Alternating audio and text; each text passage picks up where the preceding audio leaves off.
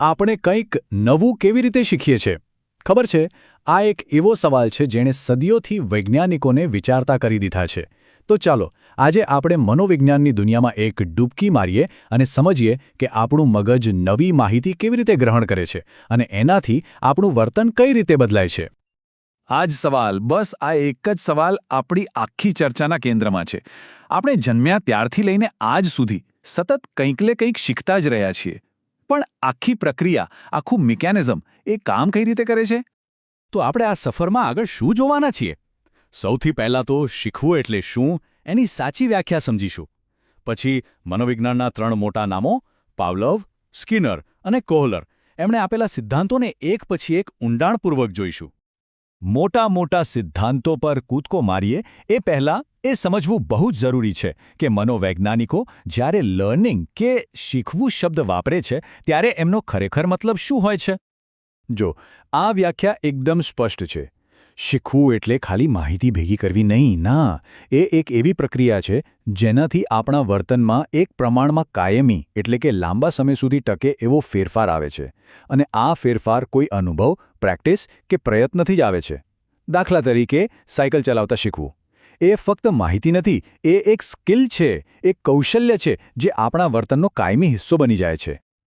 ચાલો, તો હવે આપણા પહેલા મુખ્ય સિદ્ધાંત પર આવીએ. Ivan Pavlov.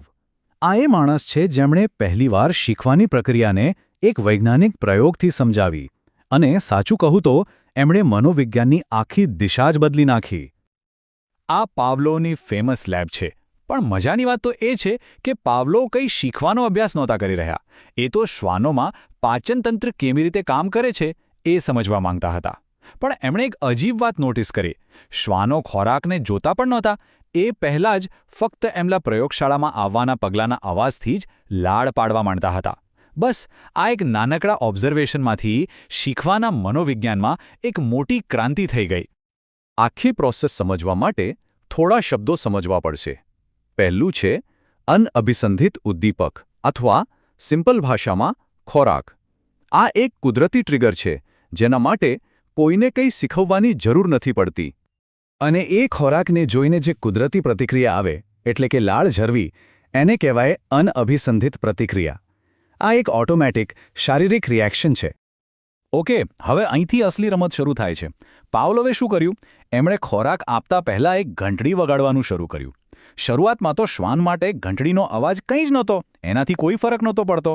પણ જ્યારે વારંવાર ઘંટડીના અવાજ પછી તરત જ ખોરાક મળવા લાગ્યો, ત્યારે શ્વાનના મગજમાં આ બંને વસ્તુઓ જોડાઈ ગઈ. ઘંટડીનો અવાજ હવે ખોરાક આવવાનો સંકેત બની ગયો. અને આ લર્નિંગનું પરિણામ શું આવ્યું? હવે શ્વાન ફક્ત ઘંટડીનો અવાજ સાંભળીને જ લાળ ટપકાવવા લાગ્યો, ભલે ખોરાક હોય કે ના હોય. આ જે નવી પ્રતિક્રિયા શીખાઈ એને કહેવાય અભિસંધિત પ્રતિક્રિયા. આ કોષ્ટક જુઓ, આખી પ્રક્રિયા એકદમ ક્લિયર થઈ જશે. અહીં આપણે જોઈ શકીએ છીએ કે કેવી રીતે એક સાવ સામાન્ય વસ્તુ, ઘંટડીનો અવાજ, શ્વાન માટે ખોરાક આવવાનો એક પાવરફુલ સંકેત બની ગયો. બસ આ જ તો છે જોડાણ દ્વારા શીખવાનો જાદુ.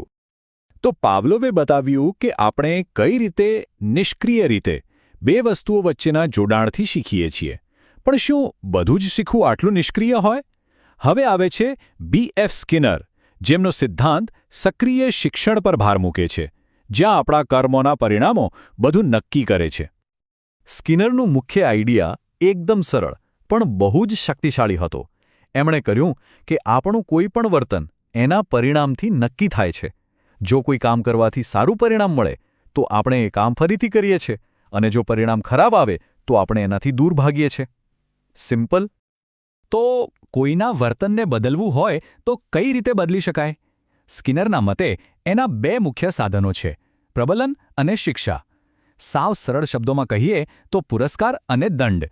જો કોઈ કામ કરવાથી કોઈક પ્રકારનો ફાયદો કે પુરસ્કાર મળે તો એ કામ ફરી કરવાની ઈચ્છા વધી જાય છે, અને જો સજા મળે તો એ કામ ટાળવાની કોશિશ થાય છે. આ એક નાનકડો નિયમ આપણા જીવનના લગભગ દરેક પાસાને કંટ્રોલ કરે છે. અત્યાર સુધી આપણે જોયું કે શીખવું એ કાં તો જોડાણની ધીમી પ્રક્રિયા છે અથવા તો પરિણામોની. પણ શું શીખવું હંમેશા આટલું ધીમું અને સ્ટેપ બાય સ્ટેપ જ હોય છે? વુલ્ફગેંગ કોહલરે આ વિચારને પડકાર્યો.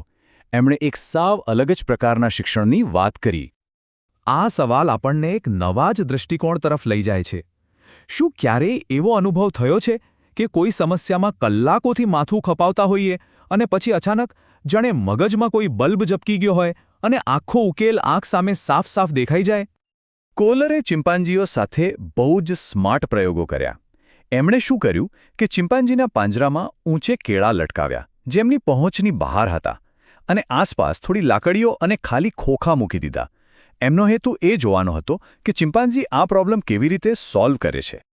અને પરિણામ ખરેખર ચોંકાવનારું હતું. ચિમ્પાન્ઝીઓએ આડેધડ કૂદકા ન માર્યા કે પ્રયત્નો કરીને હાર ન માની. એના બદલે તેઓ થોડીવાર શાંતિથી બેઠા રહ્યા, જાણે આખી પરિસ્થિતિનું મનમાં વિશ્લેષણ કરતા હોય. અને પછી અચાનક જ જાણે કોઈએ એમને આઈડિયા આપ્યો હોય એમ તેઓ સીધા જ ઉકેલ તરફ આગળ વધ્યા. કોઈકે લાકડીઓ જોડી તો કોઈકે ખોખા એકબીજા પર ગોઠવી દીધા. બસ આ જ એક ક્ષણ છે જેને કોહલરે આંતરસૂઝ કહી. એ અરે વાહ વાળી મોમેન્ટ, જ્યારે સમસ્યાના બધા છૂટાછવાયા ટુકડાઓ અચાનક મગજમાં એકસાથે જોડાઈ જાય છે અને ઉકેલ સ્પષ્ટ દેખાવા લાગે છે. આને જ કહેવાય છે આંતરસૂઝ દ્વારા શિક્ષણ. આ કોઈ શારીરિક પ્રતિક્રિયા નથી, પણ એક જ્ઞાનાત્મક એટલે કે બૌદ્ધિક પ્રક્રિયા છે. અહીં પ્રાણી કે વ્યક્તિ સમસ્યાના બધા પાસાને એકસાથે સમજે છે અને પછી અચાનક જ જવાબ શોધી કાઢે છે. આ કોઈ ધીમી પ્રક્રિયા નથી, પણ સમજણનો એક ઝબકારો છે. તો આપણે શીખવાના 3 બિલકુલ અલગ પણ બહુ જ મહત્વપૂર્ણ સિદ્ધાંતો જોયા. ચાલો હવે આ બધાને એકસાથે મૂકીને એક ફાઇનલ સારાંશ જોઈએ. આ કોષ્ટક આખી વાતને એકદમ સરળ બનાવી દે છે. પાવલોવ કહે છે કે આપણે જોડાણથી શીખીએ છીએ. સ્કિનર કહે છે કે આપણે પરિણામોથી શીખીએ છીએ. અને કોહલર કહે છે કે આપણે અચાનક આવતી સમજણથી શીખીએ છીએ. આ ત્રણેય આપણી શીખવાની જટિલ પ્રક્રિયાના અલગ અલગ પણ મહત્વના પાસાઓ પર પ્રકાશ પાડે છે. આનો મતલબ શું થયો? મતલબ કે શીખવાની કોઈ એક જ ફોર્મ્યુલા નથી. તે એક બહુ જ જટિલ પ્રક્રિયા છે. ક્યારેક તે આપણી જાણ બહાર ઓટોમેટિક રીતે થતું જોડાણ હોય છે, ક્યારેક તે આપણા કામોના પરિણામો પર આધારિત હોય છે, અને ક્યારેક તે બુદ્ધિનો એક ચમકારો હોય છે. તો આ બધી ચર્ચા પછી એક સવાલ વિચારવા જેવો છે. આપણા પોતાના જીવનમાં આ ત્રણેય સિદ્ધાંતો ક્યાં કામ કરતા દેખાય છે? કદાચ કોઈ જૂનું ગીત સાંભળીને કોઈ ખાસ યાદ તાજી થઈ જાય, એમાં પાવલોવ દેખાય.